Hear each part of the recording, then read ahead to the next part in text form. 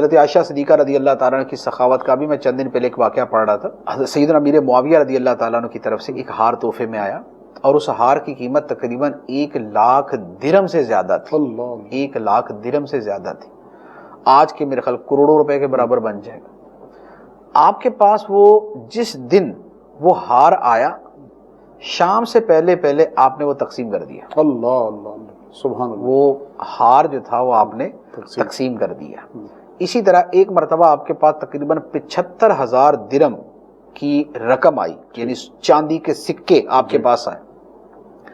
آپ نے وہ چاندی کے سکے اپنی خادمہ کو دینا شروع کیے، اتنے بھر کے ادھر دیے کہ یہ اس کو دے کے آ جاؤ، یہ اس غریب کو دے کے آ جاؤ، یہ اس غریب کو دے کے آ جاؤ، سارے بانٹ دیے. جب سب بٹ گئے نا اور 1 درہم بھی باقی نہیں رہا تو اب خادمہ نے کہا کہ وہ حضور آپ نے تو سارے درہم بانٹ دیے، آپ کا روزہ ہے اور آج گھر میں افطاری کے لیے کچھ بھی نہیں ہے. اللہ اللہ اللہ. آج گھر میں افطاری کے لیے کچھ بھی نہیں ہے. ٹھیک. تو فرمایا کہ پہلے بتا دیتی تو چلو 1 درہم رکھ ہی لیتے افطاری کے لیے. ٹھیک. اب دے دیا تو سو دے دیا. سبحان اللہ. یہ سخاوت ہے.